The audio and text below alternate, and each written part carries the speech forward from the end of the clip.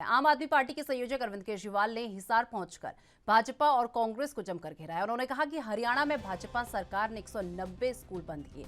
पिछली कांग्रेस सरकार ने 500 सरकारी स्कूल बंद कर दिए। अगर सरकारी स्कूल बंद कर देंगे तो गरीबों के बच्चे कहां जाएंगे। कहा गया है कि सरकारी स्कूलों में बच्चे नहीं आते। सरकार ने इनका बेड़ा गर्क कर दिया है और मजबूर होकर इन्हें प्राइवेट स्कूलों में भेजना पड़ा है। केजरीवाल ने इसे खतरनाक करार दिया है और देश में 27 करोड़ बच्चे रोज स्कूल जाते हैं। इनमें से 18 करोड़ सरकारी स्कूलों में जाते हैं। केजरीवाल ने कहा कि सन 1947 में हमने एक गलती कर दी है। हमें वॉर मूड पर शिक्षा का प्रबंधन करना चाहिए था। हमें फ्री और शानदार शिक्षा देनी चाहिए थी। 75 साल में भी हमने शिक्षा को कोई तवज्जो नहीं दी।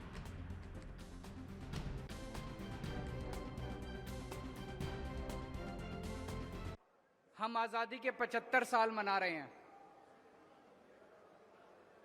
देश बड़े हर्षोल्लास के साथ 75 साल मना रहा है,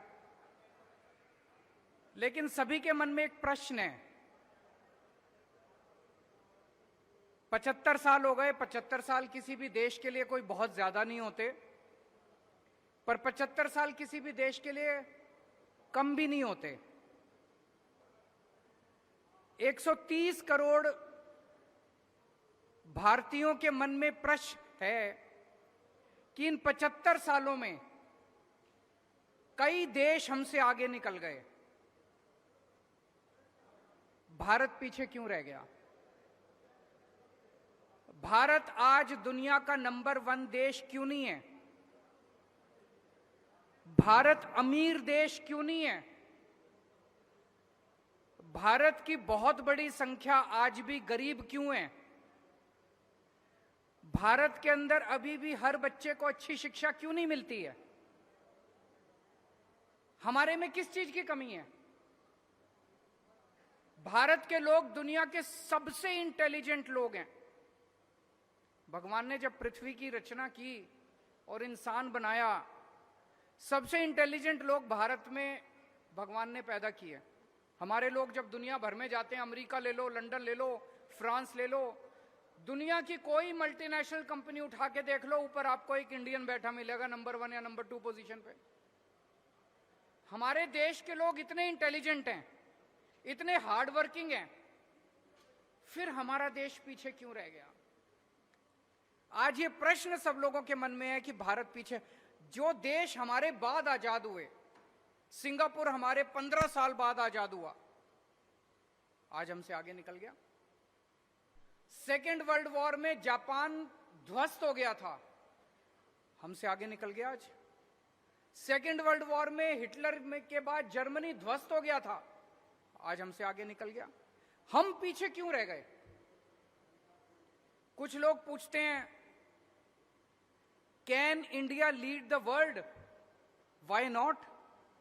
हमारे पास दुनिया के बेस्ट इंजीनियर हैं, बेस्ट डॉक्टर हैं, बेस्ट किसान हैं, बेस्ट वकील हैं, बेस्ट टैलेंट है दुनिया का। फिर हम आगे क्यों नहीं बढ़ सकते। हमारा सिस्टम खराब है। पिछले 75 साल के अंदर इन पार्टियों और इन नेताओं ने मिलकर हमारे देश के अंदर केवल राजनीति की है, गंदी राजनीति की है। इनके भरोसे अगर छोड़ दिया तो अगले 75 साल भी देश को ये आगे नहीं बढ़ने देंगे। अगले 75 साल भी भारत पीछे रह जाएगा। अब उम्मीद केवल एक ही है, इस देश की जनता। अगर 130 करोड़ लोग एक साथ इकट्ठे हो जाएं तो भारत को दुनिया का नंबर 1 देश बनने से कोई नहीं रोक सकता। इस खबर पर अधिक जानकारी के लिए हमारे साथ हिसार से हमारे संवाददाता अमित वर्मा हमारे साथ जुड़ चुके हैं। अमित, जिस तरीके से बात कर ली जाए, अरविंद केजरीवाल हिसार पहुंचे हैं, जहां पर उन्होंने बीजेपी और कांग्रेस को जमकर घेरा है और घेरते हुए क्या कुछ कहा है, एक बार इससे लेकर पूरी जानकारी।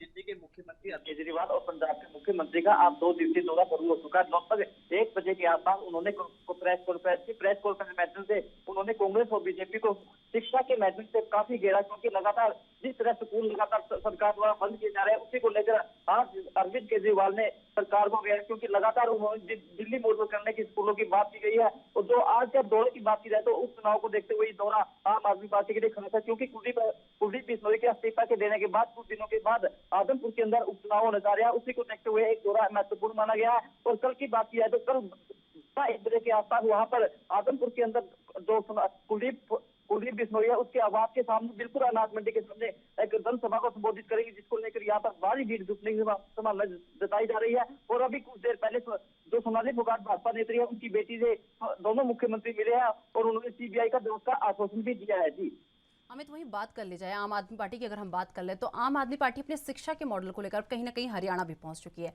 तो कितना असर हरियाणा में आम आदमी पार्टी छोड़ सकती है?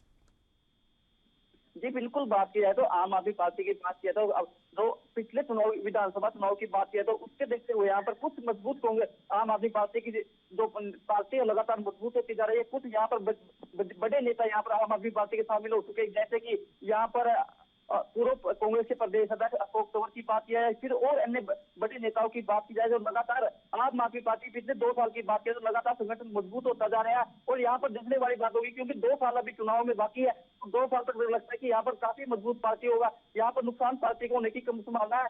जो पिछले विधानसभा चुनाव हुआ था 2019 के अंदर, उससे यहाँ पर ज्यादा बेनिफिट लगातार प्रॉफिट आम आदमी पार्टी को होता दिख रहा है, क्योंकि लगातार कांग्रेस और बीजेपी से छोड़कर यहाँ पर लगातार नेता आम आदमी पार्टी में शामिल होने जा रहे हैं। और कुछ देर पहले की बात करें तो यहाँ पर बीजेपी का एक बड़ा नेता बीजेपी को छोड़कर आम आदमी पार्टी में शामिल हो चुका है, जिसको लेकर यहाँ पर लगभग उसकी बात करें तो वो आदमपुर उपचुनाव के लिए लगातार प्रयास भी कर रहा था। जब उन्होंने लगा कि यहाँ पर बीजेपी सरकार की लगातार बुराई होती जा रही है, क्योंकि लगातार नेताओं का विरोध होता जा रहा है। पहले जिस तरह किसान आंदोलन के अंदर बीजेपी का नेता का विरोध होता जा रहा है, और अब उसी की तरफ पर जब से स्कूल लगातार अध्यापकों के तबादले हो रहे हैं, अब लगातार बीजेपी नेता का विरोध होता जा रहा है। उसी को देखते हुए अब लगातार बीजेपी छोड़कर लोग आम आदमी पार्टी में शामिल होने जा रहे हैं। जी अमित, वही अगर बात कर लें जिस तरीके से सीएम भगवंत मान की अगर बात कर ले तो सीएम भगवंत मान भी अरविंद केजरीवाल के साथ हिसार पहुंचे हैं, तो 2 दिवसीय दौरे पर दोनों सीएम जो है हिसार पहुंचे हैं, तो क्या लग रहा है इस पूरे मामले में जो है भगवंत मान का क्या कुछ कहना है? जी भगवंत मान की बात की जाए तो उनका कहना है कि लगातार जिस तरह यहाँ पर हरियाणा सरकार की बात करूं, उन्होंने भी हरियाणा सरकार पर जमकर निशाना साधा। उनका कहना है कि यहाँ पर दिल्ली के अंदर वहां पर बिजली मुक्त की गई है, यहाँ पर कर्जा माफ किया गया है, लेकिन हरियाणा के अंदर अभी तक मनोहर लाल सरकार ने कुछ भी कोई कार्य नहीं किया गया है। लगातार महंगाई बढ़ रही है, बेरोजगारी की बात करें तो लगातार बेरोजगारी बढ़ रही है, लगातार भर्तियां कैंसिल हो रही है। उन्होंने भी बीजेपी सरकार पर जमकर निशाना साधा और कांग्रेस पार्टी पर भी जमकर निशाना साधा। स्कूलों की बात किया तो क्योंकि उनका साफ तौर पर कहना कि कांग्रेस पार्टी ने 500 स्कूलें बंद की है और बीजेपी सरकार ने 190 स्कूल बंद किए गए हैं। लगातार ये दोनों पार्टी है और देश को बेड़ा गर्क करने के लिए लगातार प्रयास कर रही है। उसी को देखते हुए उन्होंने बीजेपी सरकार पर जमकर निशाना साधा। चलिए अमित, बहुत बहुत धन्यवाद हमारे साथ जुड़ने के लिए और ये तमाम जानकारी हमारे साथ साझा करने के लिए।